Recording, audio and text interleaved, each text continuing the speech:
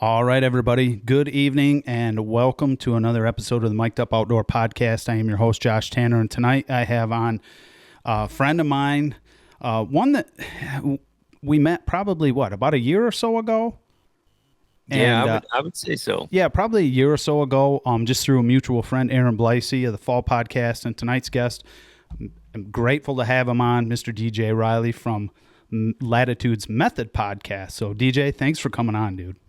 Hey, Josh, thanks for having me on. And honestly, for all your listeners, this has been a long time coming. I mean, we've kind of went back and For forth sure. about getting on a podcast and getting something recorded for your podcast. And what's funny is it seems to be like those conversations always came up during the fall. And I was hunting or you were hunting or, okay, yep, let's do it. You guys are headed off to this state. Let's record one. Like, oh shit, we killed one tonight. Yeah. Like, like we're gonna have to redo it. But I'm very excited to be on your podcast tonight, buddy. And side note, I've always liked the name of your podcast. It's very well done. Like it has a good mixture of podcasts and outdoors both in one. And naming a podcast is not easy. So well done, sir. No, I appreciate that. And that one, when I was trying to come up with the name of the podcast, I wanted something unique, but I also wanted something that, that people would like, oh, okay, that makes sense. You know what I mean? Mm-hmm. And I thought originally that Mic'd Up Outdoor Podcast seemed kind of generic, but it's got MIC in there for Michigan, and I don't know. It just worked, and it's easy. It kind of rolls off the tongue pretty easy, so that's just what I went with. And whether you like it or not, that's what it is for now. Yeah, no, I like it, and you know what? It honestly, Josh, is. I'll be honest with you. I didn't even pick up on the MIC part for Michigan, so that makes it even better. But it always stood out to me because, like, I have two daughters here at home, mm-hmm. and say if I'm watching football on a Saturday or Sunday, I watch every time they camera. Usually NFL, right? Because they're the ones that mm-hmm. they'll mic them up, right? Mic'd up. Yep. And it will catch their attention whenever all of a sudden, it's Travis Kelce talking on the field with his teammates. Like it catches everyone's attention, whether they're a fan or not. And so when I came across the name of your podcast, I was like, I like it. Well done. Sweet, dude. Sweet. I appreciate it.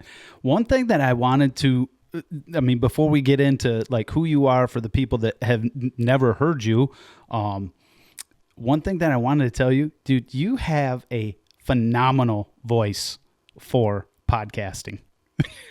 Really? Yeah. Okay. I don't know what it is about it. Some people it's easy to listen to. I don't know if it's I would call it like a deeper voice or a baritone voice or something like that. But like your voice it really sticks. It resonates with me when I hear it, when I hear you talking and stuff like that. So take it as a compliment. Take it. I don't know. Right. No. Hey, Josh, I appreciate it. You know, what's funny is, my wife is always kind of on my ass that she says I'm very loud, right? Yeah. I'm very loud. Like for instance, like, I got two teenage girls here at home, so they like to sleep in. And if it's the weekend and I get a phone call, she's automatically like, go outside, you're gonna wake everyone up. Like she's like, you don't whisper or anything, like she always gives me shit about, she's like, I don't even know how you could talk like in the woods, you talk so loud. But I don't pick up that I talk loud, but I appreciate the compliment, buddy. No problem, man. No problem. And I guess I'm kind of a loud talker too, simply just because I want to be clear and concise and I just want people to understand what I'm saying. Now, my wife, she probably thinks that I mumble because I probably mumble underneath my breath a lot when she wants me to do something. But that's anyway. So I don't know. People have told me you've got a face for radio. Josh, let me ask you this. Has your wife ever mentioned to you that since you have a podcast and you do a podcast, that it's kind of like it's taken away some of the hunting talk that you used to talk to her so much about? Like my wife says it. She's like, man, now that you have a podcast, she's like, I don't have to hear about hunting all the time. I think in my wife's situation, I try to talk to her about hunting, and she's more of just like, oh, wow, yeah, that sounds great. But I mean, at the end of the day, I don't think she really has any clue as to what I'm talking about, or at least she's not leading on to that.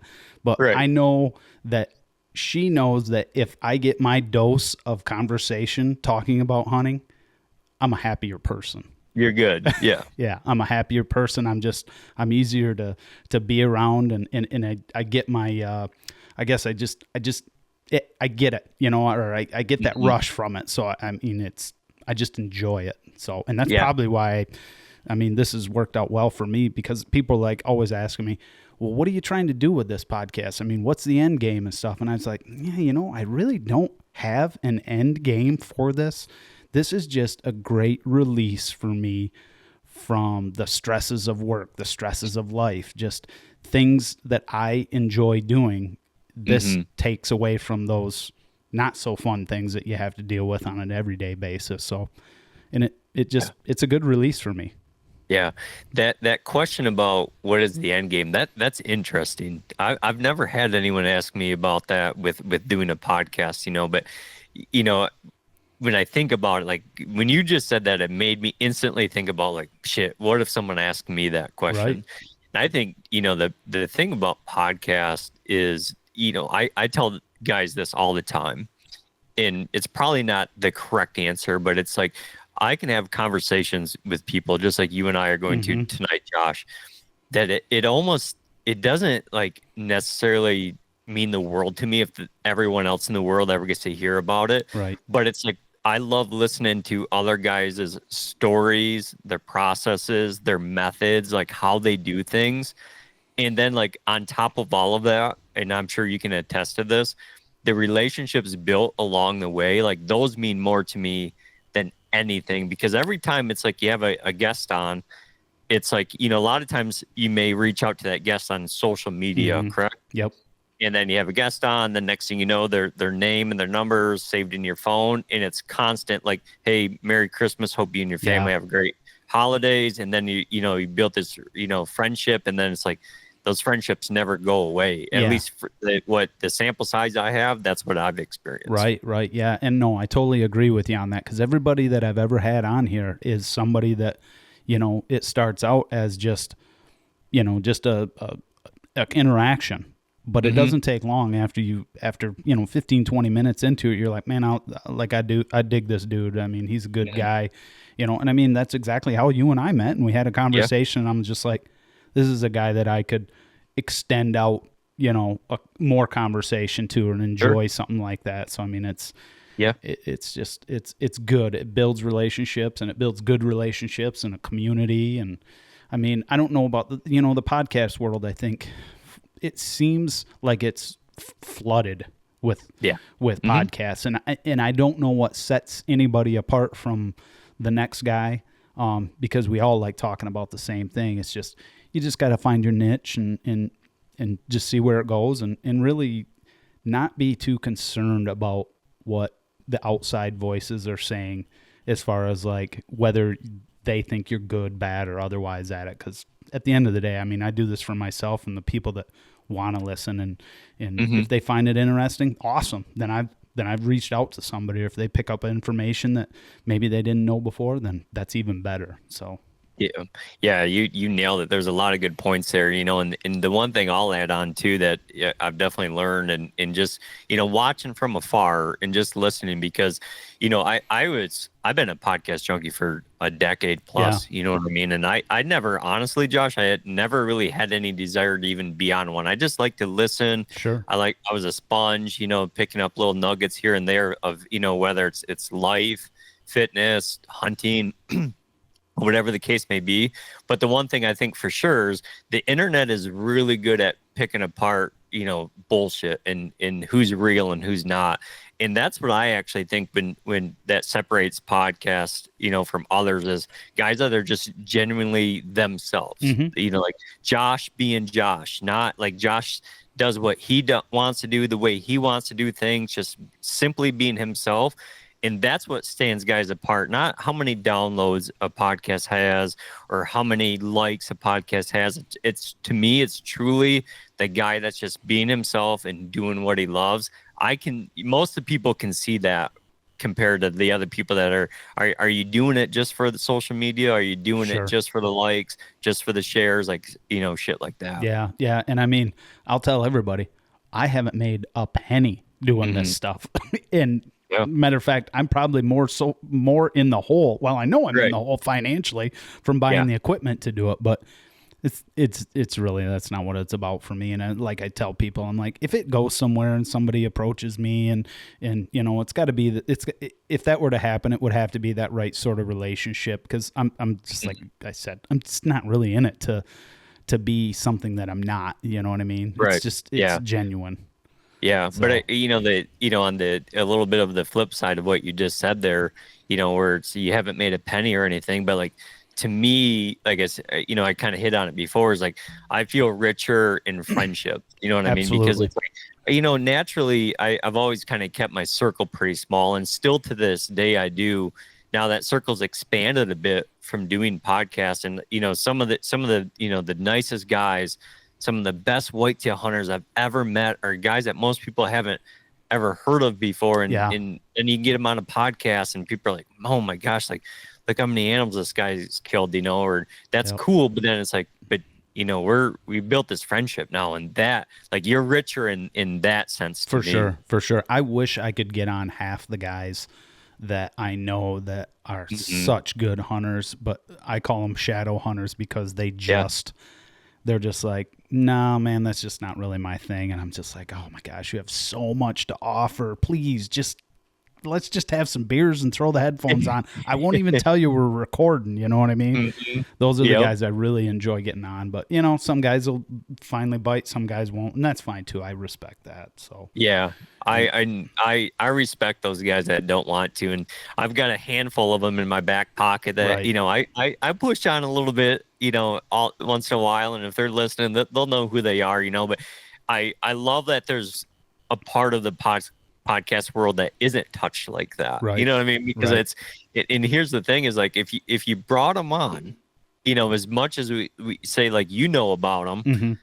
the world probably wouldn't appreciate as much as we would, just because you kind of know, like, dude, they're silent killers. Like, still to this day, like, there's some really good killers out there that do podcasts, some phenomenal killers out there. Yeah.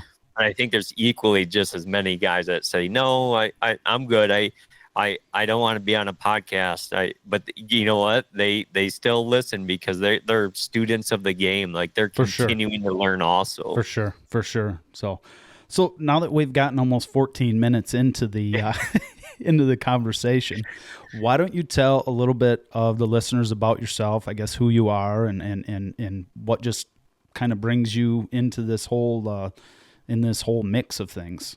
Yeah. So as you can tell from the first 14 minutes, I kind of get long-winded, right? And that's why, like, that's why my wife always says, you'd be great at a podcast because you can literally talk to yourself. And sometimes on my podcast, I do solo podcasts. I turn the computer screen on, I just kind of, stare into it and record. Right. For anyone that hasn't heard me over on, maybe the Fall podcast or the Method podcast or any of the other ones I've done, my name's DJ Riley. I'll be 40 this June. So man. we got according to my wife, we got a big birthday coming up. Been married for almost 18 years now. I have 2 daughters. My oldest daughter, she's gonna be 17, and my youngest daughter is 13. So it's I'm surrounded by a lot of females in my house, and I joke about it, but that's priority number 1 for me, first and foremost. Outside of my family, I love bow hunting whitetails. Like, I absolutely am ate up with it. And that's kind of what got me into a podcast. And, not to make a long story too short, but, it was back in 2021 here in Michigan. I killed I guess we'll just call it like an above average whitetail here in Michigan. And, our mutual buddy, Aaron Blasey, we just kind of talk, like we were friends through social media. A lot of people think we've been friends for a long time. I've only known Aaron since 2022, so about 3 years now. Yeah. And we were talking about some whitetail stuff, and came across this buck that I had killed the previous year, and and he asked me to come on his podcast, the Fall Podcast. And I'll be honest, Josh, I was extremely leery about it, just from other guys hunting in my area, and everything I hunt is permission based here in Michigan, Okay. or public, and even the permission based, I don't have sole access to anything out there. So I was very, very worried about doing it, and I can remember my wife said, she's like, it's a cool opportunity, and she's like, what if one person learns one thing from you because you did a podcast? Yeah. And I said, and that's always sat pretty deep in me. And like, I went and did that podcast, and Josh, like afterwards, I wasn't, and I'm still not, like, I don't consider myself anybody. But after I did that podcast, so many of Aaron's listeners reached out to me with messages. Yeah. Maybe it was, I love the podcast. Hey, I heard you talk about scrapes. Can I ask you a question about that? And for some reason, since that day, I've answered every single message that I've ever got, any kind of question that I've ever got, because I was that guy asking questions, 10, 12, 15 years ago on some of the internet forums with some of the best killers that guys hear about today on podcasts.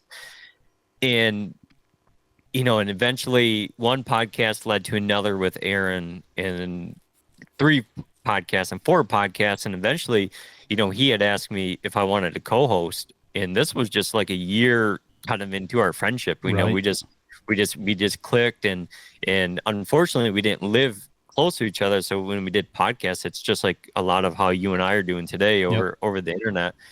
But we were such good buddies, and still are today, that when we did podcasts, people didn't actually know that we were in separate, areas of Michigan. Sure. A lot of people thought we were always together. And along there, we had done like a full year of the Fall Podcast, and we did a lot. I can't remember. I think Aaron told me once before, we did over 100 podcasts that year. We shared camp together. We've done that a few times now. But along the way, Latitude was looking to add a podcast kind of to their platform. And, they had reached out, and basically, they were like, we believe you're the guy for the job. We want you. If not you, then we're just not going to do it. And along came with that the Method Podcast. Sure. And in the beginning, I was co-hosting still over on the Fall Podcast and doing the Method also. And eventually got to the point that, if you remember in the very beginning of this conversation, my first and foremost priority number 1 is my family. Right. And doing 2 podcasts was a lot. Like it was tough. Even though the Method over on my podcast, I do an every other week platform, every 2 weeks, every other Wednesday. But doing the Fall every week, and then added in the Method Podcast every other week, it was getting to be a lot, So, Aaron and I had a conversation, made sure that we were still great friends, still are today. And eventually, I left the Fall Podcast. The door's always open for me to ever go back to the Fall Podcast if I want to.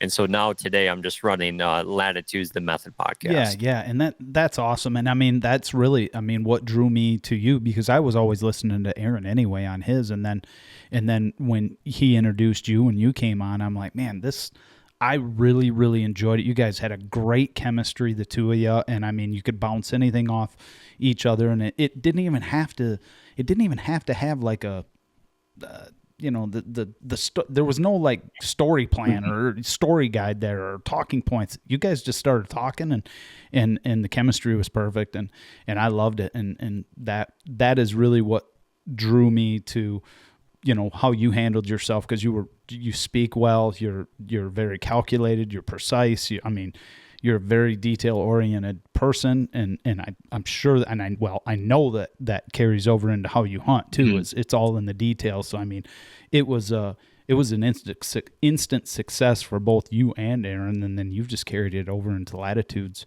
into the Method Podcast, and it's on point, man. It's great. I love the people you have on, and the stories that you tell, and you're a great host on that as well. Oh man, I appreciate it, I am very thankful for Latitude ever giving me an opportunity like that. I'm extremely grateful for the help that Aaron's given me along the way. I mean, anytime, before you and I hit the record button tonight, we were talking about like anytime I have a question, like I can instantly lean on him. He's helped me out. Yeah, I mean, he's first and foremost the guy that helped me the most get the Method podcast going.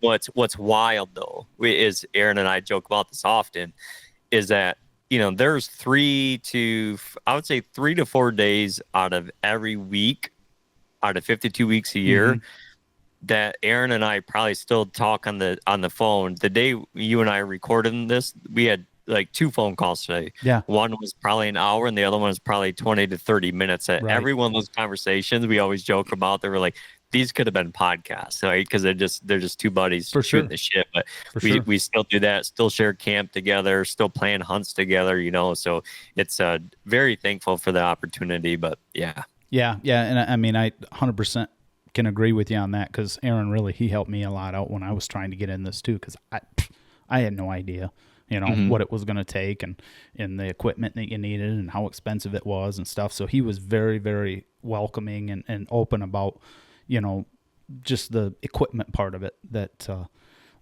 it was awesome. It was awesome. Yeah. And he's an extremely genuine person. I mean, what you get on the podcast is exactly who he is. So, I mean, that's, and that goes back to, how we were talking about earlier, just about being genuine and stuff. So, yeah. Yeah, exactly. We talked about that earlier, is about just, kind of like, just being true to who you are, and I tell you what, like what Aaron does, for a living, what he's made a career, like the dude is one of the best there is. Like, you know what I mean? Like you listen, even little things, like you listen to, like when he was teaching me about audio, just with the podcast, like the guy knows it, like he cares about it so much that he was making these little adjustments I'll never forget. And I'm like, I can't tell the difference, but like he can, where it's like he can pick right up on that, and in like in the podcast world, it's like, man, if your audio is not good, it's like, what do you have really? Right. Yeah. You sound like one of the teacher off the Peanuts, off of Charlie Brown. Wah, wah, wah, wah. So I guess getting into more of, aside from the whole podcast host scenario, I mean, what brought you into this whole scene was that you are a very, very good hunter, and mainly a Michigan-based hunter. I mean, first and foremost, and I mean, you've had some damn good success just as a Michigan hunter, before you were ever an out-of-state hunter. And I mean, you just started going out of state here, 5 years ago, 6 years ago? Yeah, not even that, honestly, Josh. My first really out of state trip, a true out of state trip was back in 2020, and that was when I finally drew the covenant Iowa tag. Right. But even after 2020, I didn't go back out of state until 2023. Yeah. Like I still hunted at home in 21 and 22. Then I, basically the last 2 years. So yeah, there's been 3 years I've made out of state trips, but where some of that came from is I'll tell you the backstory on it. Back in 2007 and 2008, I had got invited to go down to Southern Ohio. So yes, there was a trip that was made well before 2020 to Iowa, and 23 in Kansas, 24, all these trips. Right. As of recently. Well, I had got invited down there, and we went down to some public land, my uncle and myself. And this is pre-Onyx, pre-Spartan Forge, all the mapping apps. This is 07, 08. This is driving down there with the camper, getting a county plat book, figuring out where some public land is, in trying to hunt. And how that hunt ever came about is, this was, 07, 08. Like I'm only, I've only been out of high school for, 3-4 years at best. So I'm in my early 20s basically. Yeah. And, I got my ass kicked down there in Southern Ohio. I had no clue what I was doing. Didn't even have like a mobile setup to go hunting with. And not that you need that to be successful, but I look how I hunt now is compared to how I hunt then. It was totally different. But this is what changed it, Josh, is we're down there hunting for like a week. And like I said, I had no clue what I'm doing. I wasn't seeing deer, no nothing. And we always joked about, we says one night when we get back in camp here, when we turn on the headlights, because I remember we had to drive up to this top of this basically freaking mountain down there, right? Yeah. Southeast Ohio. Right. To get any type of cell phone service to call back home. And I'll never forget, we used to joke around. We said one of these nights when we turn on the headlights, there's gonna be a big deer just crossing here. It just looked the part, right? Right. Somewhere around day 4 or 5, sure enough, Josh, we turned on the lights, and back then it was the largest whitetail I've ever seen in my life. And looking back now, it's such a vivid memory. If I had to put, like, for all the listeners, we're going to put a number on it so people can kind of get a reference. Sure.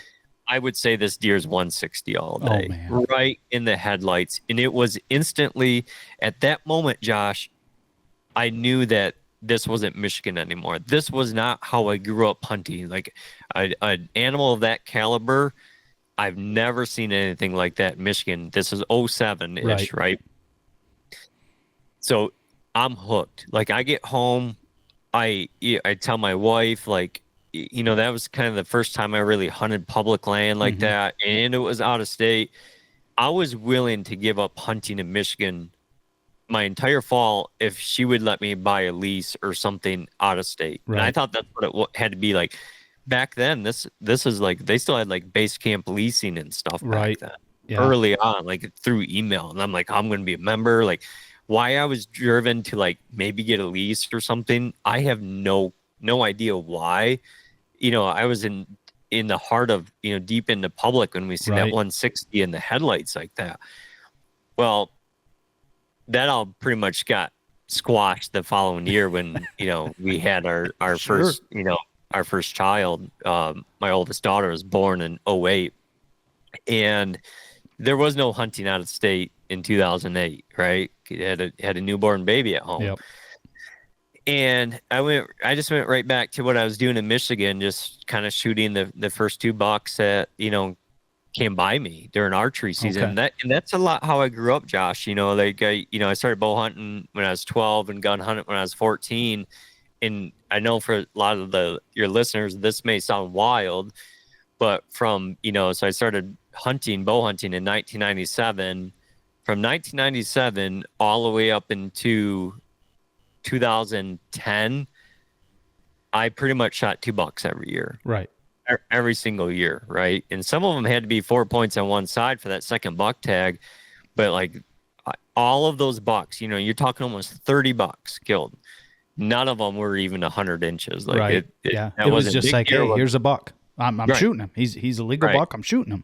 Yep. Oh. And like looking back, like I'll never, like, I don't want to take back those days ever, because it taught me how to be a killer. Now, it didn't teach me how to hunt big deer, right? But it taught me how to get close to animals, because a lot of those were bow kills. Get close to animals and get animals killed. That's what those days taught me for. So I'm forever grateful for that. So, went to, made that trip in like 07 in Ohio. My first daughter was born in 08. Couldn't go out of state that year. 09 came around. Well, still have a little one at home. That's not going to work. The wife and I say, hey, in 2010, you can go out of state hunting again. Perfect. 2010 rolls around. What's the wife and I think about? Hey, let's sell the house. Let's buy a new house. Let's save up for that. So guess what happens in 2010? Boom. Nope. Not going out of state. We're buying a new house. New house doesn't come along till 2011. In a brand new house, guess what happens then? Nope. Can't go out of state. We just bought a brand new house. Yeah. And so now we're like, okay, a year into the house, we're gonna roll into 2012. Let's go back out of state hunting again. Let's go back down to Ohio. Let's go back to that area. Like I seen a really big deer there, 40 years ago, but It's like, okay, it's good. Then baby number 2 comes along in 2012. It's the perfect storm. Right. Yeah. And when that all happened around that 2011, 2012, it became very clear that DJ was not going out of state hunting. anymore. Like it was done. Like Right. going down to Ohio like that in the early 2000s it was coming very apparent that it wasn't going to happen anymore. So I had this drive, Josh, that I have to figure out if I can find a big deer in Michigan, and if so, how could I get them killed? Right. That's what Right. I wanted. That's what like crossed my mind. And I'll never forget in the 2011 season, all of a sudden, like when I kind of started, put myself into like, what's it going to take to kill a bigger deer? Right. But first I got to find one. I can remember looking at like these North American whitetail magazines and seeing like, well, the trail camera. Like, I wonder, man, I probably should buy one of those. And Dunham's has them. Dunham's is a Michigan like sporting goods store for anyone listening. And I can remember going in there and it was like $60, right? And I said, "Hey, Grandpa," I was like, "You want to go in half? Let's get one of these things. Let's get a trail camera." He's like, "Yeah, I'll split it with you, DJ." So we split it, $60, right? We're splitting it. I'm just got a young family trying to move to a new house, and I put it out in the woods. On like my grandpa says, "Well, you should probably put it on a fence post. That would be nice and sturdy." So we put it on a fence post, and I'll never forget the very first picture of a buck I get on it. It's summertime, and it's in velvet. Looking back, he's probably 110, 115. But Josh, when I seen that picture, I instantly thought in my head, everyone that's told me that there's not a big deer in Michigan has lied to me. Right. Because I have this picture. And there's the people that told me there was no big deer in Michigan, I got this picture printed. Okay. And I took this picture and I showed them. I said, look what I found. Right. And I'll never forget. I had one individual tell me, "Well, you can't kill deer like that." I said, "Oh, okay." Well, in 2011, I killed 2 deer, not quite that big though, but I killed 2 deer in 2011 that both are probably around that 100-inch range. Right. Okay. But now I got a little fire under my ass, right? I'm kind of that guy. It's like, "Hey, you can't do that." It's like, okay. Yeah. Like, Watch me. We'll see what we can do here. Hold my beer. Right. So in 2012, I'm like, "Hey, Grandpa, you want to get another trail camera? Let's get 2. Like, let's split another one." So we do. And this time I start following along, and I know a lot of people that listen to me have heard me tell the story, but it's a very important part of it. I start following along with a guy by the name of Todd Pringnitz. Mm-hmm. And like the way he was hunting, like I wasn't seeing anyone hunting like that and telling stories like that. And I was fortunate enough to meet him in Lansing, Michigan at a show. And I remember I asked him this, Josh. I said, why do you have a tree stand on your back like that? And he says, "Well," he says, that's how I hunt." I said, "You carry that thing everywhere?" And he says, "Yeah." I said, "Huh." And he says, do you like the results you're having hunting?" And I said, "No, not really." And he says, "Well, if you don't like the results you're having, you got to keep moving." And I was like, I don't know what it was about that. When I heard that, it changed everything I did. Just something clicked. Something clicked. In that off season, like I said, I got 2 kids now. One's a newborn baby. I've been in a brand new house and turned the other house into a rental property. There's a lot going on in life. And I wanted to go buy a Lone Wolf Assault 2, one of the original ones. So I did that. And then I needed the sticks. And I'm not kidding you, Josh. I bought 1 stick a month. So I bought a tree stand in 1 month, and over then the next 4 months, 1 stick a month, because that's how I could afford it. And so going into that 2012 season, I was starting to build this mobile tree stand setup. Yep. And I added a second trail camera. And this time, I wasn't asking where to put the trail camera. I'm going to go put the trail camera where I think I need to put it, because I'm starting to watch guys scout. I'm starting to read things on internet forums about, well, man, they're not hunting on field edges. Like, right. That's totally different, And And I never forget a guy said this. I read this, and I was very fortunate enough to meet the guy. He's since passed, but he said he had this line. It says where there's ducks, there'll be bucks. And I said, man, I don't know a lot of swamp country, and I scare ducks all the time. Right. Start thinking about that and start placing different trail cameras. And end of summer comes, and I pull the SD card camera out of this or SD card out of this one trail camera, and next thing you know, I'm like, these are the biggest bucks I've ever seen in Michigan. Like, I thought they were once in a lifetime bucks, right? Yeah. Well, I started applying this mobile hunting. Like, I have this thought in my mind that all I'm gonna do is hunt a different tree every time. And I'll never forget, in 2012, all of a sudden, November 3rd rolls around, and I see this buck, and it's the largest whitetail I've ever seen in Michigan at that time I've ever seen. And he gives me this, he skirts me, right? And I'm like, dude, next time I go hunting, I can move. I don't have to be here. I got a mobile setup. And I move again. What happens when that's on the 3rd, I go back out on the 4th. What happens? I see him again, but now I'm closer, but not close enough this time. All of a sudden, I'm on dad duty November 5th and 6th. This is 2012. Sure. I vaguely remember this. November 7th, I can hunt again. It's a Wednesday back in 2012. I remember it like it's yesterday. And all of a sudden, like, I'm starting to understand how the wind is. Now I have a visual of how this deer is using this area. And the wind I need isn't going to be, it's not going to be where I need it to be until like 3 o'clock in the afternoon. And I can remember I was like, I'm going to walk out in the woods. I'm going to stand before I get too close to like what I believe this deer was bedding in. And I'll keep throwing milkweed. I learned about milkweed in that off season. And as soon as that wind would change, I'm going to move in. I'm going to try killing them. Wind changed. I moved in.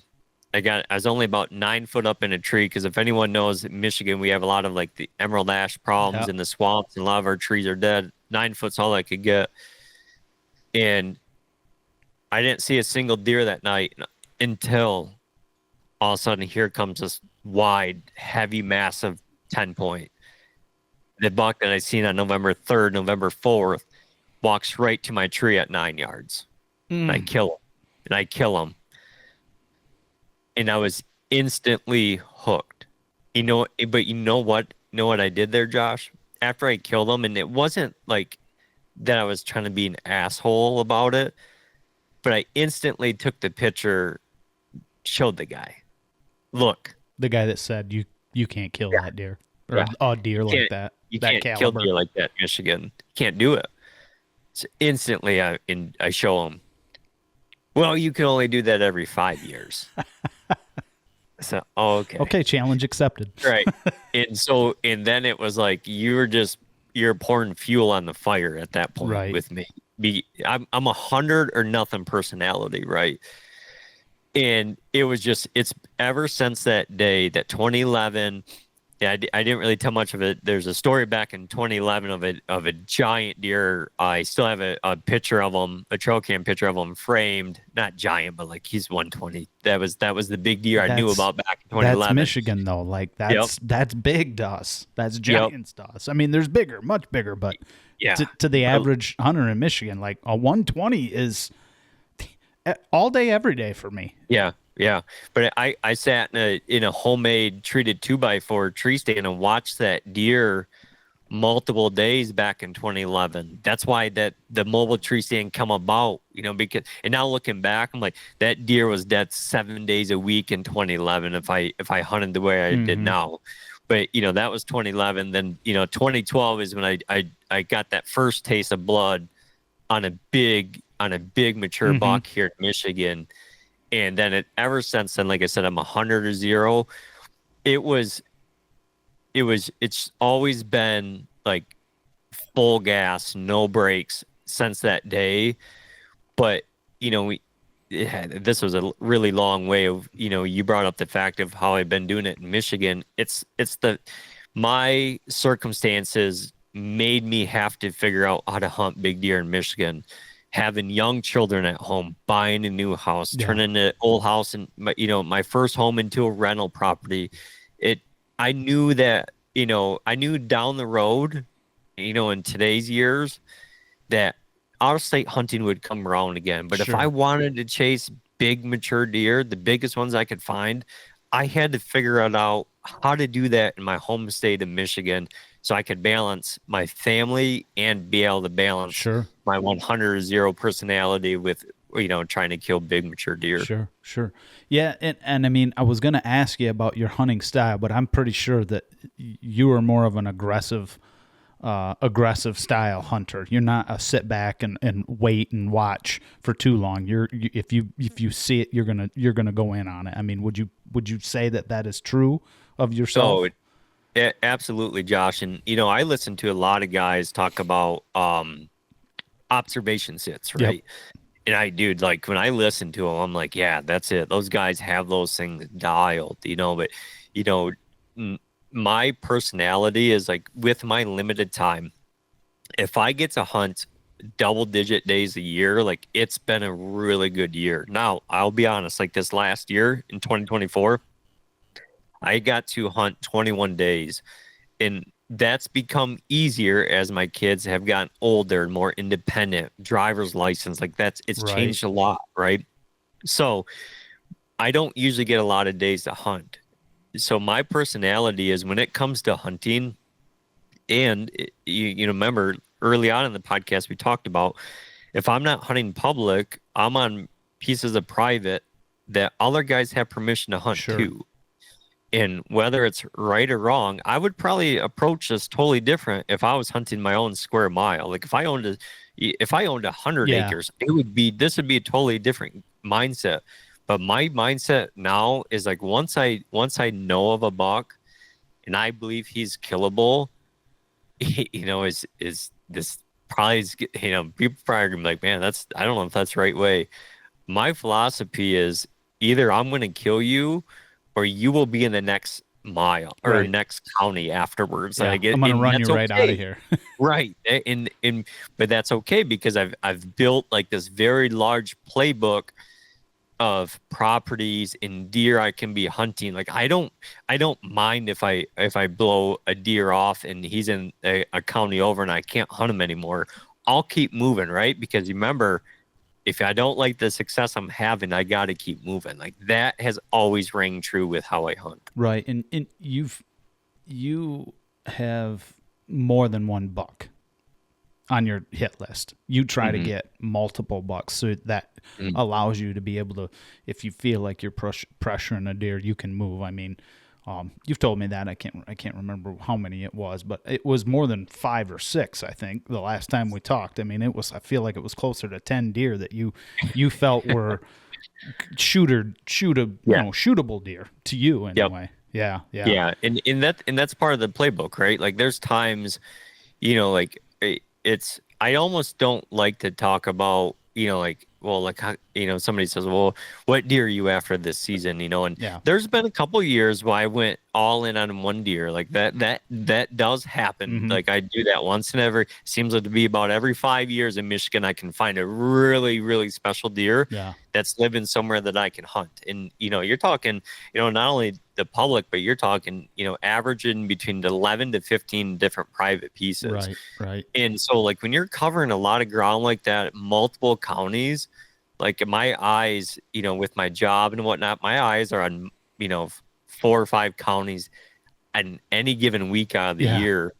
You like, once you kind of get your feet wet and really get, start seeing some like, rinse and repeat, copying, pasting some things, like you can find some targets out there if you want to, put the work in. So a lot of times, like I don't like I'll add a folder in my phone of like, season 25 or like this last year, season 24, and I'll open that folder up of all, let's say the deer that I'd be happy to shoot. I'm like, that's kind of like, I can remember when I was like looking for just one of these, looking for one opportunity. Yeah. And now it's like, I've been blessed to be able to like, just put some pieces to the puzzle and find, it's a pretty target heavy list, honestly. Right. But that's came with tons and tons of work and tons of miles and tons of boots on the Yeah. ground. I mean, it's not like you're just doing a circle or a mile or two circle around your house to find all these deer. I mean, like you said, this is over counties, I mean, you're traveling an hour plus probably to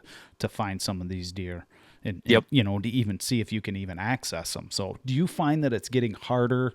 Do you prefer going on public more than private, or doesn't it really matter as long as the situation plays out for you? Yes.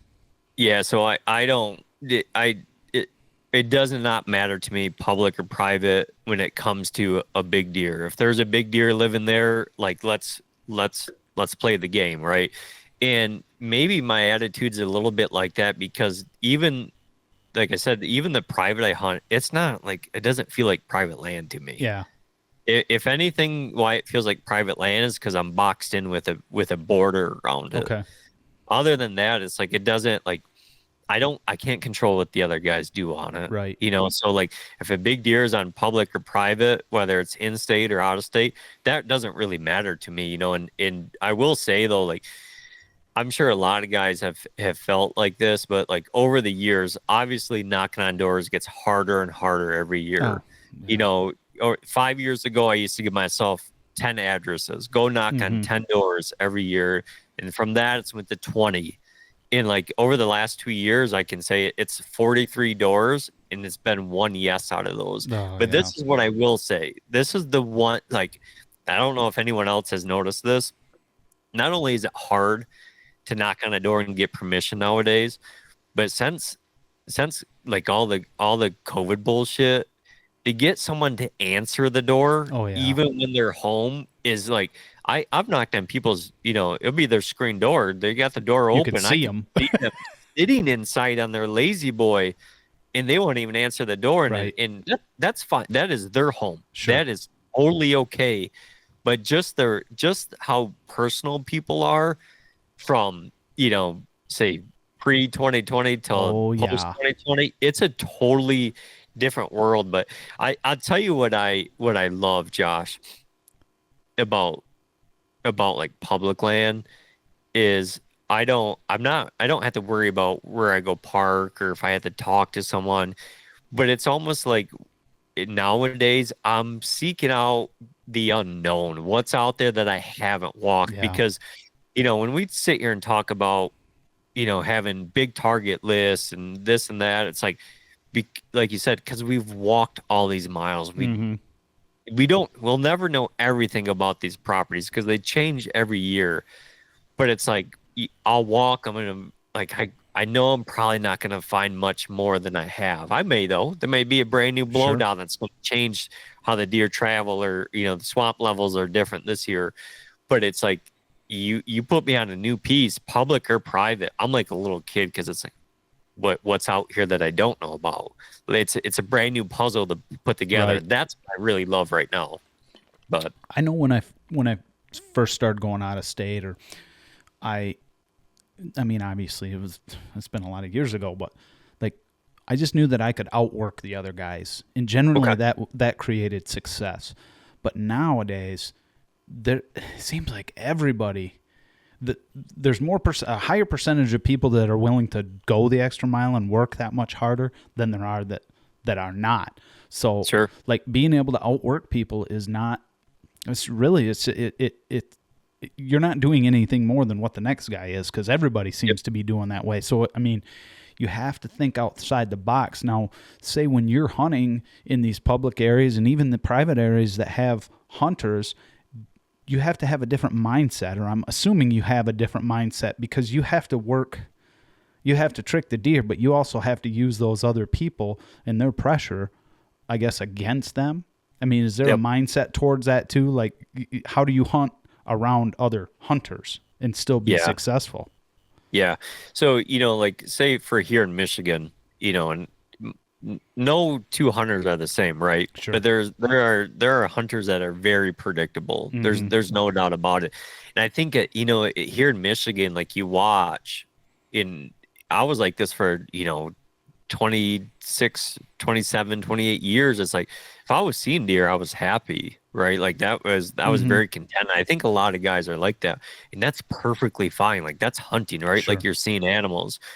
a lot of the deer, like I've talked about this, where like a lot of a lot of my Michigan bucks, when I shoot those bucks, like those are the only deer I've seen that night, and those deer were always by themselves. So, like when I'm hunting those kind of animals in Michigan, like most of the time those aren't very enjoyable spots to hunt. They're not fun. Sure. You don't need like you don't need a 30-yard pin in those spots because you're not going to get a shot like that. Yeah. They're just nasty Super spots, thick. But it's what's funny is I've had these conversations though with some of my really close buddies, Josh, is that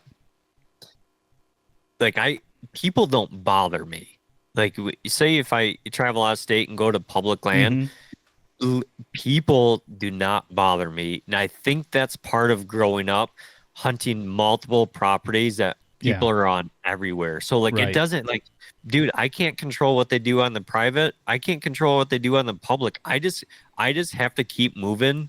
If I don't like the results I'm having, I just got to keep moving, man. And that's kind of what my philosophy is. And I don't like the private I hunt and the public I hunt. I don't hunt them differently. Like my mobile approach to them, my aggressive approach is the exact same. I don't lay up on either of them. They like you could, other than the sign, whether it says private out at the road or public out at the road, I'm gonna approach it the exact same. Now, like I said, if I owned it all, yeah, that'd be a different story. Sure. Then we're gonna talk about a different game.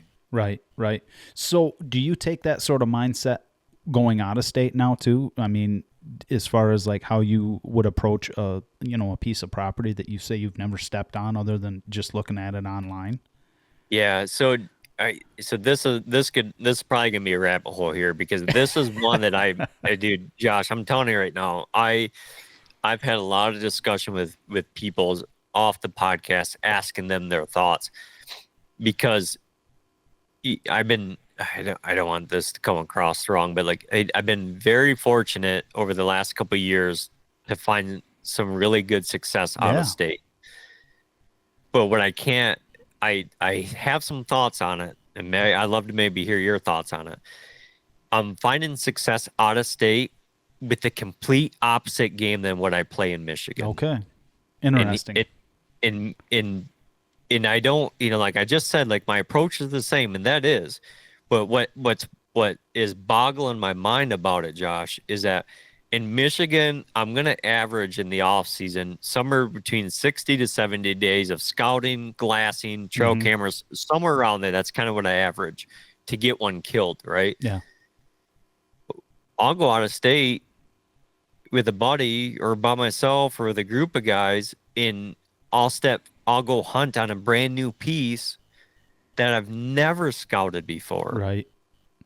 Maybe I scout for 24 to 48 hours and then I'll find success where it's like, if I was to do that in Michigan, I feel like I would have no chance. Sure. Because it's like in my mind, I've put all these years, the boot leather in for years and years and years and years, visually hunting properties, glassing, where now like I go out of state, like that's not the game at all. I just want to show up for 24 and 48 hours, see what my eyes are telling me, topography wise, track wise, whatever the case may be, and just go hunt. Now, I think there's some things to there. Like I think that part of it going out of state like that and having some success is probably years of walking so much ground in Michigan, hunting so much ground in Michigan, where it's like I can step out of state, areas that I think would hold a big deer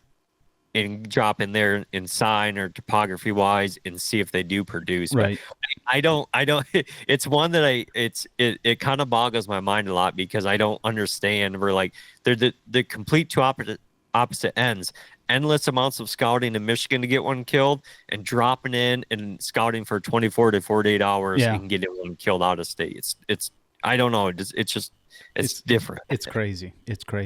So we were talking about the out of state. So I have found that in all the years that I've gone out of state, each state, you kind of have to have a little bit different mindset in how you, I don't want to say how you approach it, but they're different. There's like different ways and different, I guess, techniques of doing things. Like, say, from like Iowa that you've been to, and Kansas that you've been to, and even Nebraska, they all hunt a little bit different, each one of them. I mean, for me, Kansas is, I've always taken a decoy to it, and it's always like wide. It's kind of wide open ground, and you hunt these smaller tracts of land, you know.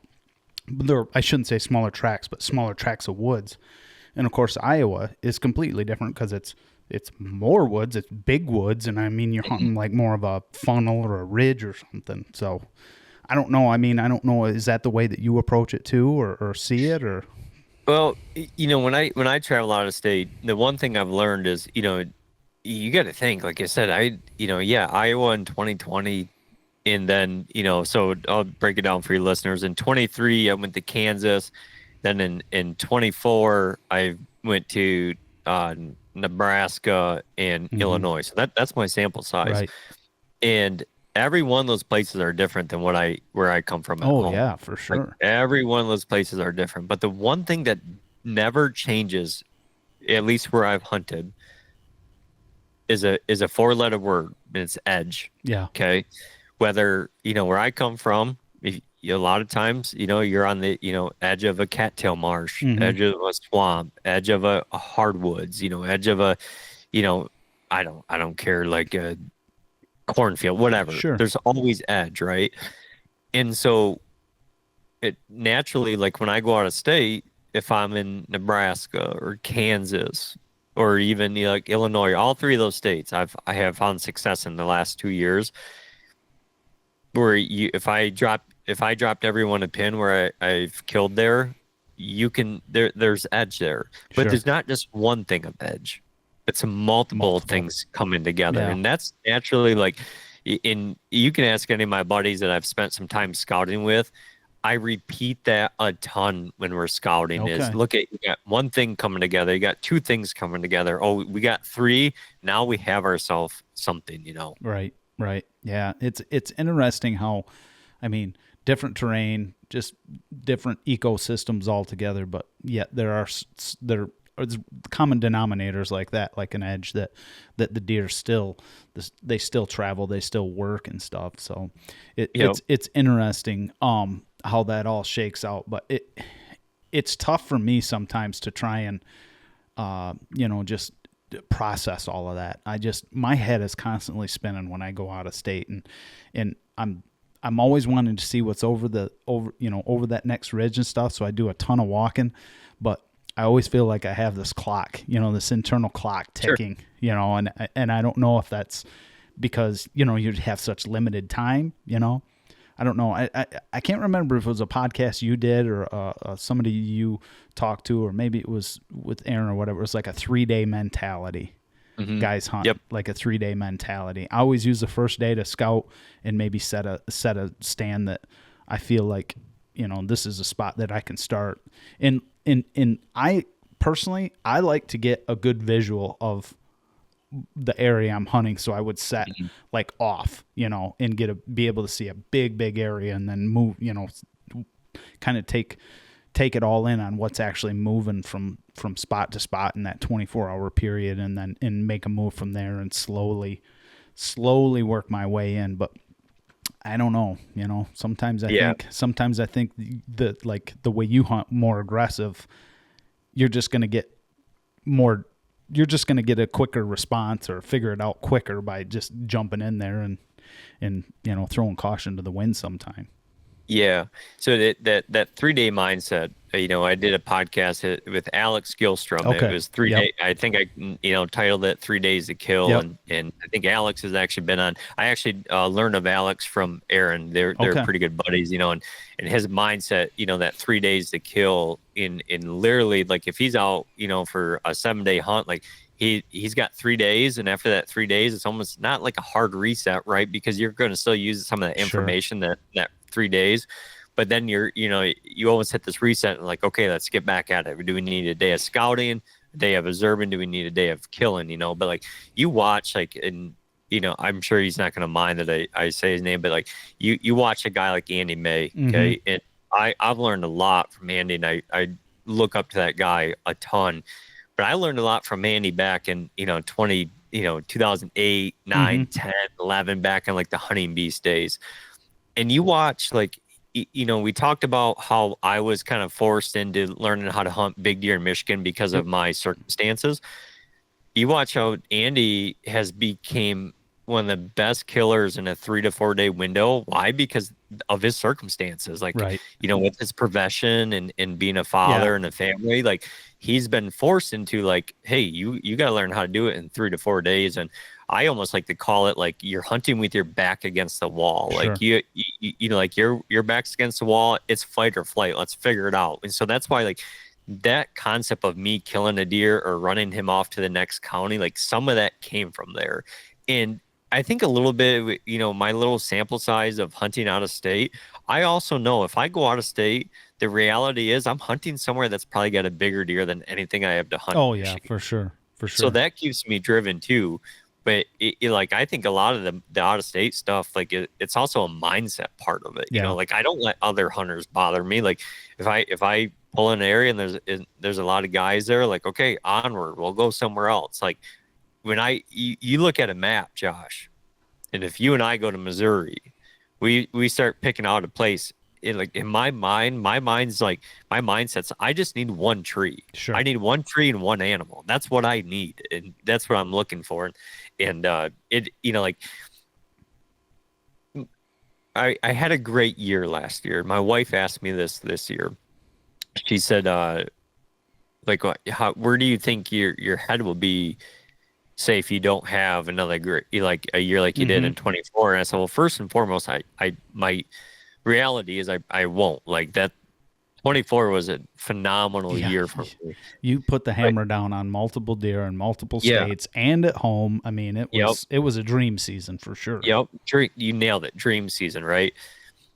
And dude, I am totally okay if my next season goes the complete opposite of that, as long as I know I put myself into it. Like if I know I did the work, if I went out of state and gave it all I had for 4 days and, thought I picked good spots, good quality hunts, like I'm okay with maybe not killing one, as long as I know I applied myself to it. And so like that right there is almost like what maybe would bother me the most, is like if I sold myself short a little bit. Sure. Out of state, I don't mind driving home out of state. Like hey, guess what?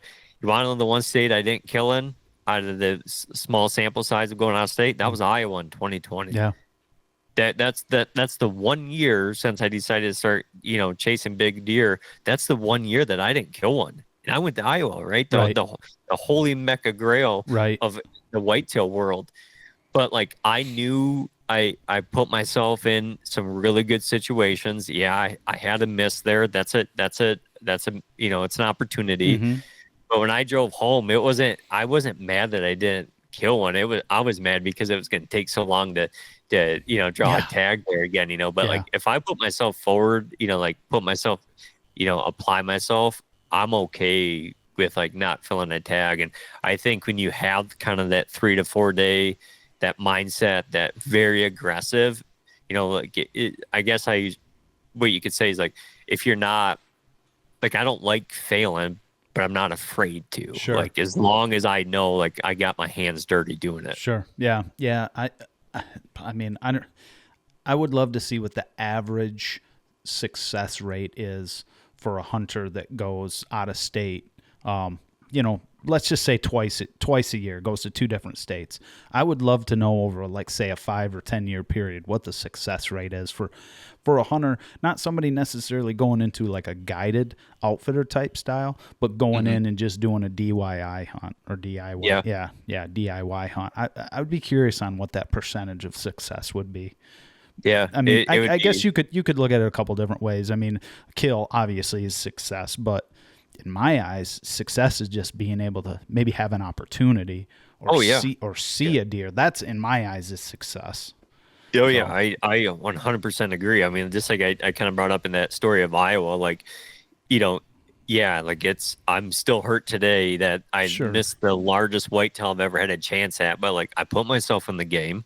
Right. There's things that like shit happened and Yeah. I made a mistake, but like there was still a win there of putting myself in there, moving, Right. boom, here's your opportunity, but like, when I brought up Andy, May, he talks, I've heard him say this multiple times where like a lot of people see the success he has, right? He'll, Yep. he'll kill multiple deer a year, but he also will tell you if you talk to him that he has more, encounters and mess ups than probably anyone he knows about.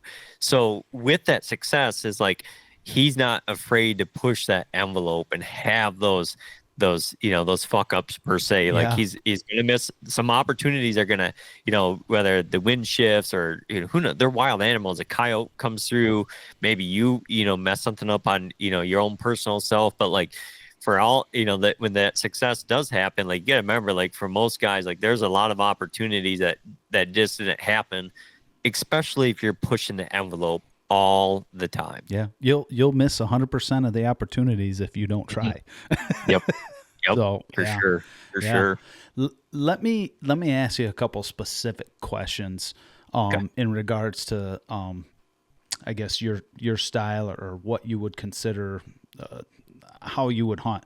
So if you're hunting and you got a spot and it's a great spot, it looks good, it looks good online. You've put boots on the ground, you've set a stand there. How long do you hunt it before you pull the pin? Ooh, that's a great question because that's probably what I battle with the most, Josh, Yeah. is not being too mobile. Okay. And that's cost me a deer before. Mm-hmm. I know that for a fact. That's cost me deer, and that was in Iowa. Kind of left deer to go find deer, Sure. and ever since then, I've kind of learned my lesson. Uh, the largest whitetail I've ever killed before was a buck I was playing a one-on-one game with. I could not get a solid like pattern on this deer and finally decided that I knew of an area that he was going to travel through in the Okay. next 10 days. I was lucky enough to kill him on the very first day, but I was ready to ride it out for 10 days because I knew at some point or another he's coming through there. The question was it going to be daylight or dark? Sure. So, you know, 10 years ago, I would tell you, Josh, I'm only hunting a tree one time and I'm out of there. Okay. Now, dude, if your access is good, like if you feel like a freaking ninja getting in and out of there and you got that wind right, especially like if it's if you're riding the hole somewhere, it's probably November, right? Yeah. You're a rut hunt. If that wind continues to be on a downward side of a real good bedding area or a pinch or a funnel, something like that, I'm not afraid to ride it out. I'll be honest, this last year I was in Illinois, bounced around for 2 days and finally got into a tree, and I can remember telling our buddy Aaron Yep. that I was like, I will hunt here the rest of the time until the wind changes. Okay. Because it just had that it feeling to it. Sure. It looked right, it felt right. And the one thing, the more and more you play this game, with big deer in November, a lot of times it just becomes a timing game. You just got to Sure. put the time into it. So if the access is right, mainly the access getting in there, right? To me, the access almost sometimes more important than the exit of it. Okay. Access is good, and if it's a really good rut spot, I mean, I'll ride it out nowadays. But 10 years ago, I would have told you, oh, I'll hunt it Yeah. once and I'll be done. Yeah. It's very situational. It's definitely that starts to play a real mental. It starts mentally screwing with your head because if you know that you're in the right spot, like you said, the access is good, the wind is good, the spot feels good, but yet you just don't see anything.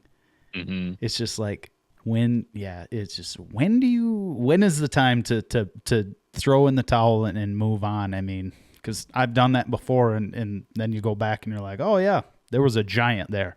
You just weren't Yep. there. Yeah. Well, the hard part, like I think for a lot of guys, is what you just said is, well, I'm not seeing anything, Yeah. and I don't know if it's because of how I've had to learn to hunt some of the bigger deer Yeah. in Michigan, Josh, where it's like I don't expect to see a lot of deer. Like I just don't. You know, like this last year, going out to Nebraska and Illinois, like Mm-hmm. the days I killed those deer, you can't even fill up one hand of how many deer I seen those days for Right. both of those Sure. deer. You know what I Sure. mean? Where it's just like it. I don't. Big deer just do different things, and Yeah. especially like you're from Michigan, also like our home state here. They just do things Oh differently. yeah, for sure, for sure. Yeah, and I mean it's kind of one of those things. I think as you get older, that your patience is more. You're not as quick to jump, and you guys just got to trust the process. That's what Hmm. that's what I've kind of learned to do over the years is just start trusting that gut feeling and knowing that no, I'm in the right spot. I just have to ride it out. Yep. You know. Well, not only trusting it, Josh. I think you have to love it too, Sure. because if you love the process that you are applying, when you do make that drive home and you didn't kill one, dude, it's okay. Yeah. Like as long as, because if you loved what you did, you trusted it the whole way. That's almost like what we're talking about just applying yourself with it. Like if Mm-hmm. you loved it, if you trusted it, like you did your part. You drive home and that tag's not notched, dude. Like there's still wild animals. There's so many uncontrollable factors Right. still. Right. Right. So let me ask you this, and this is more just a deer story related. In 2023, you you kind of became a member of the whole Latitude crew when you were on the Grit Mhm. series and all that stuff. You shot a deer and you Mm. lost that deer. Yep. Did that change how you hunted going into last year? Because last year you had like I said, a dream season. Did the effect of not finding that deer, did that change kind of anything in how you approach 2024? Oh, man, that's it's funny that you bring that up. I have more people ask about that than any other deer I've ever killed Sure. That's is probably because it was way more public than any deer you've probably right. ever shot Yeah. up to that Yeah. point. Yeah, that was I tell you what it has changed, Josh. And then I want to get to the tactic part of it is I am I'm almost to the point now, and I know it's not, when you shoot a 3D target, it's not correct, or Mm-hmm. what we were brought up. If you look at all of my deer this year, almost, I've well, two out of the four, I pretty much shot a middle of middle. Yep. Like I'm kind of done. Like if DJ had a weakness shooting deer, it's not high, it's not in the guts, it's in the shoulder. Like that's Okay. kind of what mine is, and that's Okay. exactly what that deer was. I still to this day, Josh, I've rewalked that piece 3 times this year, and there's still part of me that thinks like, what if I find him on the other side of this deadfall? I, Because I asked that to myself. I was thinking about that today when I was thinking about questions to ask you on. I'm sure that you're still looking for that deer. yep. Yeah. Yeah, oh dude, I think about him a lot. Like there's times where I'll make a long drive and go to like say that square mile where Mm-hmm. where a lot of times where I would find him in the summertime, and just like what if he's in a ditch? What if somewhere weird, and Yeah. and he never showed back up this last year. Like No. it's he's could someone have taken him? Sure. My gut is he laid down somewhere that nobody found him. That's Right. just reality. And I Yeah. covered a lot of ground, but when it comes to like strategy and tactic wise, did he change anything? That deer was so wild, Josh, is that night I shot him was the first time I'd ever seen him in a fall Oh, ever. really? Like oh yeah, like he was so nomadic. Like I was tracking him on 4 different square miles, like Holy throughout the smokes! summer. Wow. Yeah. And then here's another wild stat about him. For 3 years, he never showed up on the same camera more than twice ever. Like he was in, there's times where like he just crawled in a hole.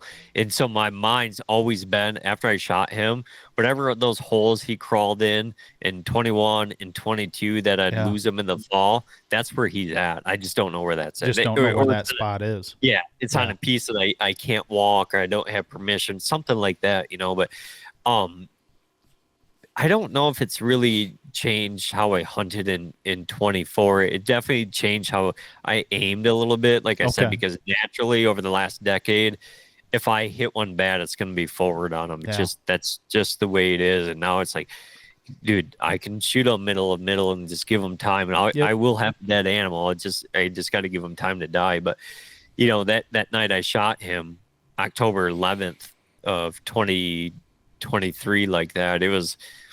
It's the time when you're not supposed to shoot a big one, right? Right. Like it's in. I just in even that night I shot him. It's like I had this hunch of like, okay, we're going off of summertime. Like where have I watched him the most in summertime? But here's the wild thing about him. If you watched him one night, don't go look there the next night because he will not be there. And what happened is like October 9th, I can remember I was like, I couldn't hunt. You know, that was before my oldest daughter had her driver's license. I couldn't hunt. So I was like, well, I'll just go make a drive. It's already running late. And I thought, I couldn't even confirm that it was him, Josh, but I thought I caught a glimpse of him on a particular square mile. And I knew, I looked at the weather and I said, well, in 4 to 8 hours, it's going to get like the weather's going to be, it's going to cool right off. Cause you watched the video, like I got a beanie on and it's October 11th. And I killed the buck October 4th. So I was kind of playing with house money already. And I thought in my head, I goes, DJ, you know, wherever you've seen him 24 to 48 hours beforehand, that deer would just not be there. So I went off a hunch of postseason scouting of the smallest bedding area that I know about in Michigan, the smallest bedding area. Okay. I don't know, an acre would be pushing it. It's just a little select cut in an area that like a deer, if a good deer's in this particular area, he'll hole up in it. One deer. So I'll go try it. And didn't see a deer all night. Could see deer way off in the distance on like across a road kind of thing. And that night I heard a twig snap and I look up and here he is. And he had a bad limp to him because if you look at him, he's got a really oblong, like he's got a funky side to him. Sure. And here he is. And dude, he had not only did he have a limp, but he had that like I just stood up kind of look to him. Okay. And there he was, right? 19 yards, something like 19 or 21 yards.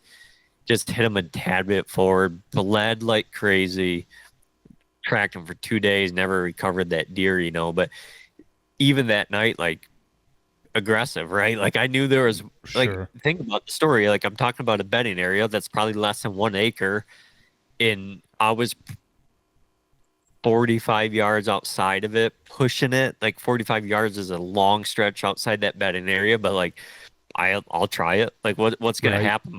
I'll push them somewhere else. Maybe a spot that I can hunt. I'll keep chasing them, you know. But he didn't, honestly. He didn't really change how I hunted this last year. Like I don't know. I just have my method, my super aggressive method of hunting. Yeah. Interesting. It's interesting how you always try to take away from the successes and the defeats, you know, going into the following year. You try to, honestly, I forget half the stuff that I learned from year to year. It seems like, because there's so much information out there and so many things that you learn and you try and put those into the following year as far as, you know, how you learn stuff. And speaking of learning stuff, like this last year, I reached out to you in regards to scrapes because you are a huge scrape guy. Yep. And you taught me more about how to set up a scrape than I had learned in probably the last 5 years. And I mean, the success part of it was, dude, well, I know you know how I felt about it because I was sending you pictures left and right, man. And I mean, it was really, really cool. Do you feel that, I mean, is a scrape essential setting up a scrape or making a scrape, is that essential to your style of hunting? Yeah, scrapes are absolutely essential to my style of hunting. Mainly, right, mainly in Michigan because Okay. this is where I live and spend my most time. Yep. And I'll tell you, a short little backstory of how that actually ever came about. Josh is, you know, if we hit the rewind button to earlier in this podcast, we Mm-hmm. talked about that 2010, 2011, 2012 Okay. kind of time frame, right? Well, back then, like and still today, I'm just a student of the game, always wanting to learn. Okay. And remember, I was talking about these hunting forums back in the day. Okay. I started reading this article, this long written up article about mock scrapes and whatnot. And just, I was kind of astounded, like just kind of taken away about how much this guy knew.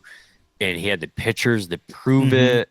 And just like, I was like, man, that's it. And the reason I was like looking for something like that is I couldn't put bait out in Michigan. Right. I can't put mineral sites out in Michigan. And this guy was getting deer like that in velvet.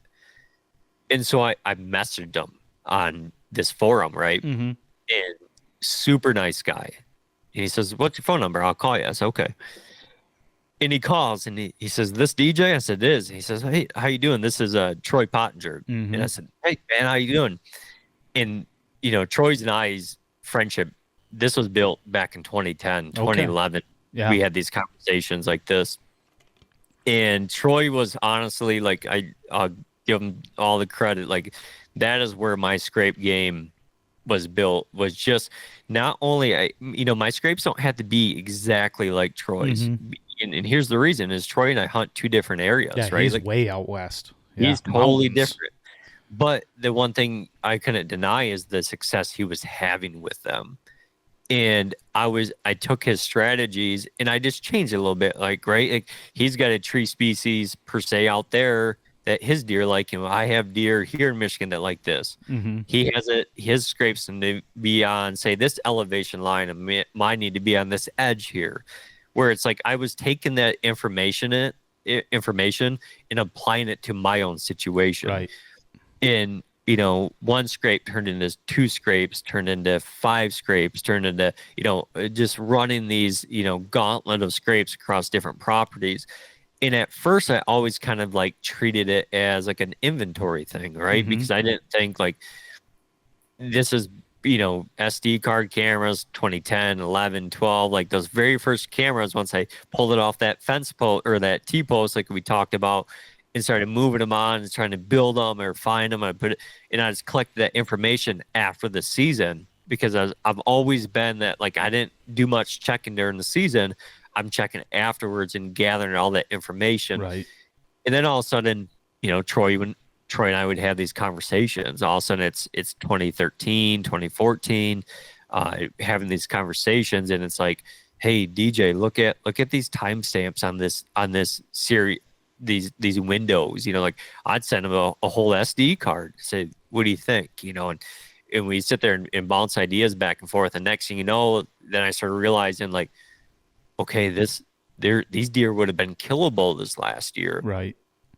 Then that started opening up. Like, then I started believing in little windows of certain scrapes getting hot. And then, well, why are they getting hot? And then it's like, well, it's not just the bucks that are making them hot. It's actually the doe family groups in the area that's turning those scrapes on. And it just kept rolling in.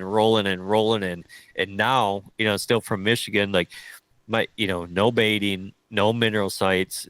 I don't have cameras on food sources. Like my cameras are going to be, 99% on scrapes. The other 1% are, entry and exit trails out of bedding, trying to learn new spots, basically. Yeah. And the one thing that I found interesting, and you were telling me about it, was the amount of does that actually will go to those scrapes and, hit the licking branch and stuff. And it started to click. It's just like, this isn't just a buck thing. This is an all deer thing. Yeah. Even the fawns would go up and they'd get up into the licking branches and stuff. And I mean, the things that like you and I talked about were the height of the branch and how big a scrape and where it was on it, if it's an edge or if it's on an inside corner, there was a lot of details and what the limb you're using, and whether it's a rope or whether it's a oak tree or a pine tree or a cedar, there's a lot of details there that you have to figure out. And I was like a kid in a candy store this last year, watching the cameras go off and setting them on video. And it was just like, I've got countless amounts of videos from all sorts of different bucks hitting them, and even does, and you could find out what your doe numbers were like, and your, the family groups of does and stuff like that. Cause those are all consistent things that lead to a buck coming into that area. And I don't know. It was just really cool information. It's very addicting for sure. It's addicting. The thing about a scrape is, and when we sit here and talk about it, you remember, like, I'm talking about the success and the cameras and the pictures and videos and the kills on the scrapes. But also you got to remember, like, there's been a lot of failed scrapes too, a lot of lessons learned, like what doesn't work. And the one thing in my mind, I always say, like, I have a lot of guys message me about scrapes, and it's like, you could build the best scrape in the world, but if your location's dog shit, the scrape will be dog shit. Sure. You could build a really shitty scrape.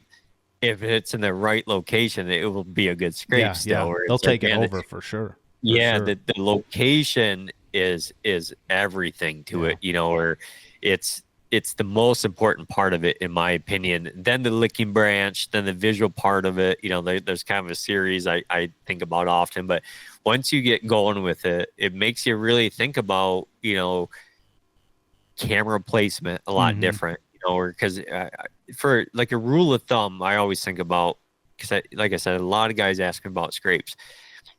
The scrapes I build are in areas that I would hunt even without a scrape there, because I think that spot would still be so good. Right. Adding that scrape there is just like an incentive to them. It just makes that spot a little bit better. And another thing for anyone listening, we're not talking about a scrape most of the time on like a food plot edge, and those do good too. Yeah. Like circling back, if I owned my 100 acres and if I had food plots, maybe I would do a scrape tree in the middle one. I see a ton of videos that shit works. Yep. Like I do. That's just not what I have to my availability. But when my scrapes are, my scrapes are like that first stop outside of a big buck bedding area. Okay. So let's just we'll try to paint a visual or an audio picture for someone. You have a big bedding area to the north, okay? And your food source is to the south, 150 yards. And that bedding area has a hard edge of it. Say it's a swamp bedding area, and then you have hardwoods. You have 150 yards of hardwoods before that food source, okay? That buck wants to, say, exit that bedding area from the north, work his way south to that food source. Well, right outside that bedding area, right off that edge, right off that security edge, anywhere between 15 to 40 yards, somewhere there's going to be a junction of trails coming out of that bedding area. There's going to be one parallel in that bedding area. There's going to be one exiting that bedding area, maybe a multiple, maybe get a turkey footed trails. That right there, that scrape, that's where I want to build a scrape, because I want when that big mature buck exits his bedding area, I want his first stop to be at that scrape. Sure. He's still got another 135 yards to go to that food source. If we're hunting that food source where I come from, you're not going to get a chance at him. No, it's going to be dark by the time he gets there. You got it, buddy. If you're hunting that scrape, that's where we can kill that joker at. Yeah. Interesting. All right, here's another question for you. If you had 3 days of hunting, the dates, what dates would they be? And they don't have to be consecutive dates. Where am I in state, out of state? What do we? It doesn't matter. What are we doing? Yeah, let's go. Okay, let's let in state and out of state. What would they be in Michigan, and then what would they be in an out of state? Okay, in Michigan, 3 dates. Oof, man. All right, so my close buddies know what I'm probably going to answer here. and this is probably a pretty hot take for a lot of people. I'm gonna go. We'll go curveball here because let's just keep that 3-day window in there. Okay. We'll keep that 3-day window, and I don't have a bunch on the wall to prove this, but this is just from a decade plus of study in trail cameras. Sure. If you know your doe groups well, and if you know them well enough that you know the most mature doe in a particular, say, square mile, October 16th through 19th is a time frame, my friends, that if you know your doe groups well, and if you know where that most mature doe spends her time, there's a scrape outside that bedding area, October 16th through 19th can be absolutely deadly, but you have to be on the X to make that happen. But I'm talking about the most mature, the oldest deer in a square mile here in Michigan. That is a time frame right there. October That's super 16th. Juicy. What's that? That was super juicy. You're about a week off from what I thought you would say. Okay, you're going late October. I was gonna go like 23rd through 27, somewhere in that neighborhood. Yeah, and dude, that's a super deadly time too. I mean, I killed my second buck this year, October 24th. It's a really great time. If you watch, like you're gonna kill good deer then, but the deer that you may kill in that time window, if you bump that up a week like that. You said, I gave you the 3 days or whatever, but if you gave me like a bigger window, I'd say the 14th through 19th. Okay. I got a ton of videos and a ton of pictures that prove it. But those are study and SD card cameras for years of watching, but you also you could be like that oldest mature doe. If you lose her, that window could completely change. Yeah. And I don't know if the next most mature doe would maybe go in, but that's when the very first does are going into heat. In my when I started really watching this was years and years ago, not only on cameras. I found a fawn on May 4th. If you do your math, that's October 15th breeding. Yep. And this is kind of a ramble. This is not a hot take, but in my opinion here in Michigan, the videos that I've watched on trail camera, this specific doe, Josh, I actually think she's hand selecting who she wants to be bred by. Really? Yes. I don't. It's not. This doesn't look like November 10th and there's 6 bucks in line. It's her marching into a bedding area and pulling him out, walking through that scrape. And she's kind of got this low stance. Yeah. Her ass is kind of low. She's walking through it. He comes in. He'll work the branch like clockwork yearly. Selective breeding. Yes. I mean, really. I think sometimes I question, since our buck to doe ratio is so wild here in Michigan. Yeah. I think that they can. And this could be outside of Michigan too. Yeah. You think about the most mature doe. You in my opinion, she knows what the most mature buck is in that area. She's like hand selecting. Yeah. So that's kind of a hot take. So I'll give you. We'll go 14th through 19th. Okay. It's a 5. I like it. And you give me 3. If I'm traveling out of state, dude, the 7th through 10th of November. If you're dropping and hunting somewhere, and you have to, you're gonna, you talked about earlier about riding a hole somewhere. The 7th through the 10th of, even the 7th through the, Veterans Day on the 11th. Boy, that's I don't know if there's, if you're anywhere in the Midwest or the Great Lakes states, boy, that's a tough window to beat. And I hear a lot of guys, they say they don't like the rut, and I understand that, chasing an individual deer, that's tough. But you know what? I freaking love it, dude. Yeah. We're white. I'm a whitetail hunter, dude. That rut is awesome. Right. Yeah. You can hit it like spot on. Like for me, it depends on the state that I'm going to. Like if I was to go to Iowa, I'm going to say like the 28th through the, let's just say the 2nd of November. That seems to be a really, really good. It's been good to me, or it's treated me well. I think when I was in Iowa last time, I shot my buck on the 31st on Halloween. Now, if I'm going to Kansas, I'm bumping it back because Kansas just seems to be a little bit later for me. I know a lot of guys, you know, I only say that because I've gone to Kansas from October 31st all the way up until the 15th. And then it just seems like sometimes you hit it, sometimes you don't. But what I've learned is, like, it seems like the later you go, let's just say from the 15th to, say, Thanksgiving, it can be really, really good too. Yeah. So it's just dependent on the area and, you know, the state. And then obviously if you have the opportunity, or if you have the time and the availability, man, you really want to watch the weather. Because it could, I mean, the first front is really where it's at. And I'm like, that could be October, you know, that could be mid-October.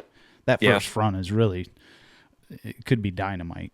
Yeah. So. Well, you know, and what's like ironic about the question that you asked there, Josh, like I think about it, you know, the 4 bucks I killed in 2024, all 4 of those bucks were killed on dates I've never killed a deer on before. Yeah, isn't that crazy? You know, so it goes against everything you've ever learned or thought. You're right. There's tendencies, right? And there's things that we watch and patterns that we pay attention to, but like, I still always go back. They're wild animals, but I also I try to put myself in like situations that are different for me. Say like, you know, Aaron and I went to Illinois, and when did we decide to go to Illinois? We said, well, let's go when Michigan's gun season starts. And I was like, you know what? I was like, I've never bow hunted in that time of the year because it's always like, usually when Michigan's gun season starts, I hang it up for a bit. Yeah. I'm done until December. Like, I just know how it works. And it's like, okay, I go and kill one on November 16th. And it's like, well, I've never killed one on them because I've never put focus on that time frame, you know, where it's like just in it. And then you start opening, you're like, man, is it good? Is it really good then? You know, like you just talked about with Kansas, like I hear that a lot. Like, man, if you can hunt there, you know, mid-November through Thanksgiving, it's phenomenal. In my mind, it's like being from Michigan. It's like, shit, good luck seeing one at that time frame in Michigan. I know, and it goes against everything. It does. It goes against everything in my being that it's like, oh no, I have to be there sooner. But like, no, you don't. It's happening. Out there. It's just about timing with everything, I think, you know. But, anyway. So would you have said that late October timeframe for Michigan back home if for your personal choice? Yeah, and I've learned this over the years because I'd left to go hunt out of state all these years, but I always had my trail cameras going at home. And I'd come home from these trips out of state and I'd check my cameras and I was like, son of a gun. It was absolutely on fire on my just little 7-acre piece that I had. It was absolutely on fire from like, say, the 27th through like that Halloween time or the 2nd, 3rd, you know, it just depends. And I mean, it just like we were talking about earlier, it just depends on the doe groups that you have running around. But so this past year I decided, you know what, I'm going to hunt around. I'm going to hunt at home, you know, in that time frame. And man, it was some great hunting. It was a lot of fun. And granted, I mean, we're talking Michigan deer. I mean, I think the biggest one I saw was like a 2.5-year-old, but I did have some that were really quality bucks that were running around. So, I mean, I know the one that I was really hoping made it, but there was another bigger one than him that I don't know whether he made it or not. But either way, I'm like, I was just super stoked to be able to be in the woods in that time frame. And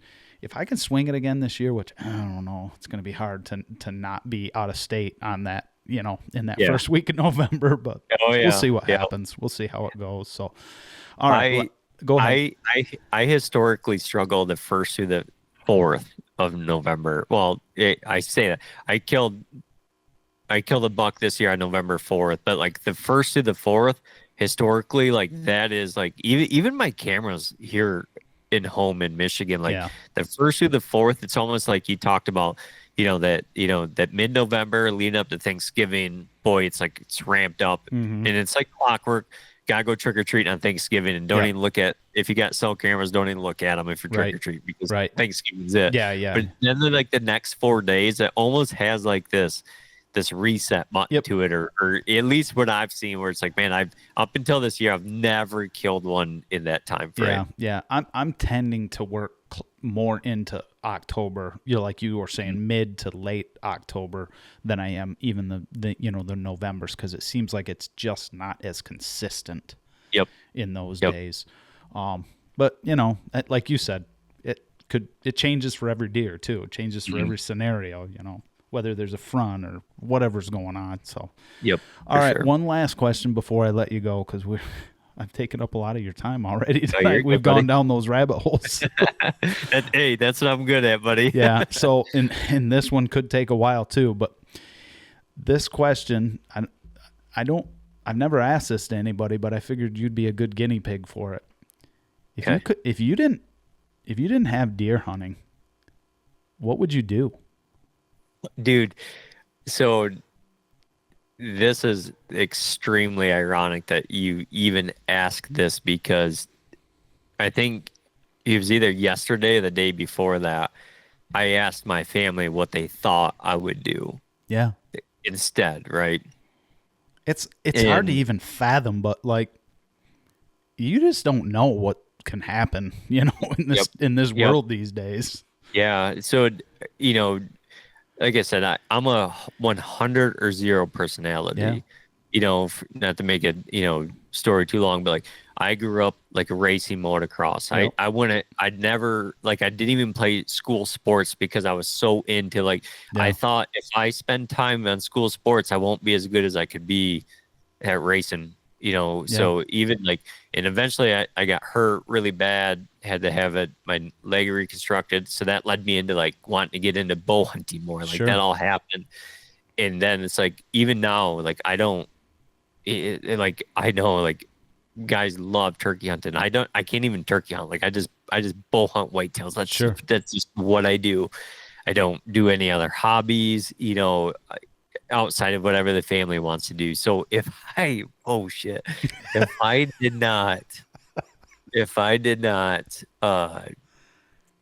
bow hunt whitetails, what would I do, man? It would have to still be something that I could travel and have a process with. That's what I'll say, because even though I have a really small sample size of travel hunting, I love it. Like even outside of hunting, like my family and I, we love to travel. Like we love you know, like if we go on vacation, we love packing. Like we don't necessarily love when the flights get delayed, but we just love all of it, right? The planning.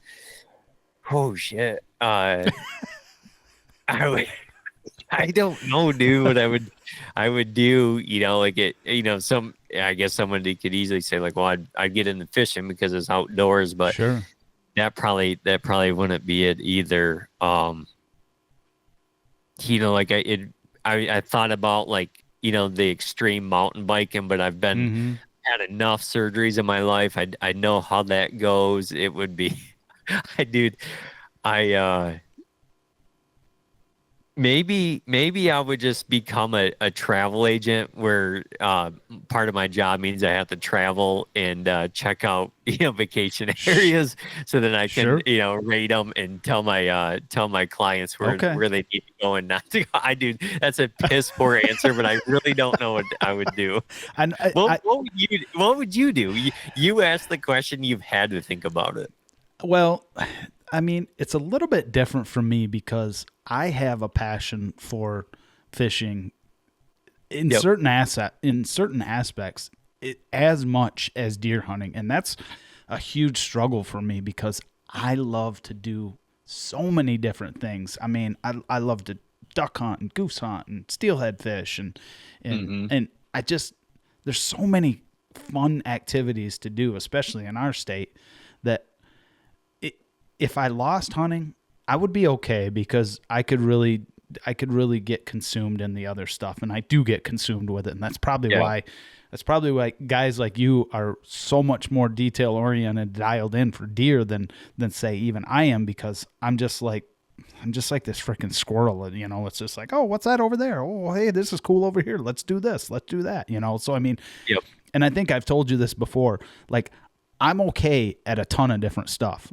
I'm not great at any one given thing. And I say that all the time, but I try to do my due diligence. So if I couldn't hunt though, I wouldn't probably be a kind of a miserable person to be around for those October, November time frame of the year. But Yeah. I think I think if I had to choose, I mean, I would probably steelhead fish because I still get that same sort of rush out of doing that, and it's a process, like, you know, learning the water and understanding the water and how the fish lay in the water and the times of year that, you know, they're in there, and, you know, just there's a lot of similarities to deer hunting as there is to that kind of fishing.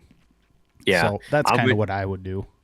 I would be looking, you know, and, you know, I'd look, God, what travel agent, what a bad answer that was. I think about it, you know, it's I like, didn't mean to put you on the spot, but I knew that one is probably one you haven't thought about too much. Yeah, I've never even thought of, you know, like outside of like literally I asked, you know, I just want to see what my kids would have said. Yeah.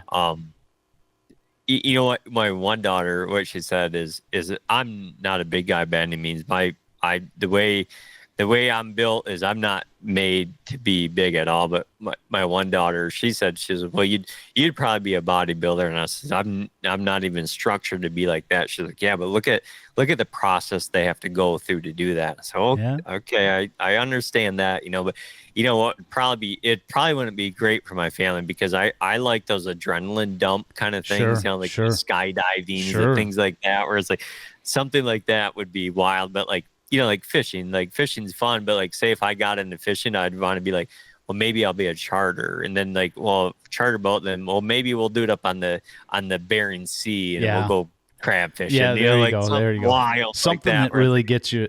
Something that really gets you excited. Yeah, yeah. Right. Fishing's great, but it can be boring too. Right, like, but that's the problem with like the 100 or 0 personality. Like Yeah. my oldest daughter and I, we've done some charter fishing, you know, out in the Gulf down in, you know, in Florida, Gulf of America, I guess it is nowadays, you know. But it's like, you know, are we fishing for dinner or fishing for, you know, sport fishing? We're like, well, what do you have to offer? Let's Right. go catch something Yeah, that no feels doubt. like it's gonna pull us in, you know. No doubt. So maybe you could be like an extreme mountain climber or something. Yeah, we see, but that's the thing. Like, even just the thought, like, if you say, well, you get into rock climbing, like, I'm instantly gonna be like, well, okay, what are the best shoes I need for it? Like, Sure. what kind of exercises do I need to do to get my hands and fingers better for it? What's the hardest rock to go climb? Yeah. How do we get to that point? Like Yeah. that's the problem though with me, you know. It's a good thing I've never done drugs or anything Right, like that. 'Cause no doubt. I'd be a candidate for the person that would get hooked. You'd be that guy for sure. So. Yeah. Well, I'll tell you what, I'm going to let you think about it because we're going to have to revisit this at some point. At some point, we're going to have to revisit this. But I mean, we went down a lot of rabbit holes and I thoroughly enjoyed them. And I think I still got about half the list of things that I wanted to talk about, but that's okay. We could save it for another podcast or we could just save it for a campfire one night sometime this summer.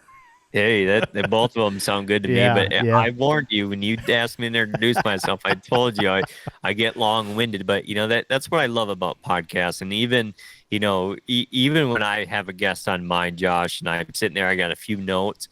I actually never want to make it through all my notes because then I'd feel like we didn't like. Podcasts are made for rabbit holes. That's that's where you get the real little nuggets out of it. Not the first. You know when you ask when the question gets asked. The first line is not what you want. You want the one that's 12 minutes later. Like that's what we're really getting for. So like I always joke around, you know, when I have guests on before we hit record, I'm like, hey, you know, I may have 10 or 12 things here. If we get through 3 and we hit like 90 minutes or whatever, perfect. That's exactly what I want from you. Yeah, we're rocking.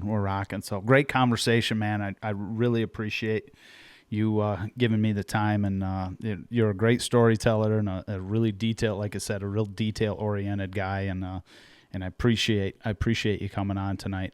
Where can people find you?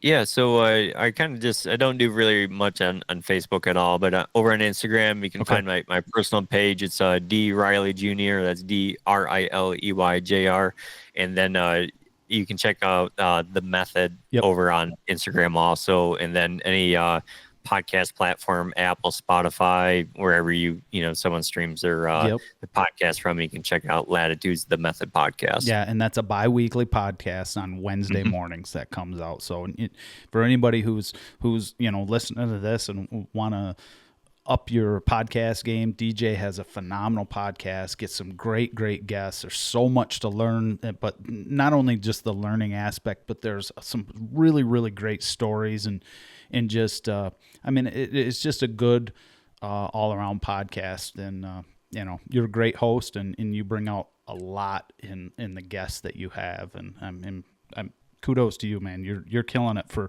not really being that guy that was doing this stuff even just a few years ago. I mean, you shine bright. Yeah.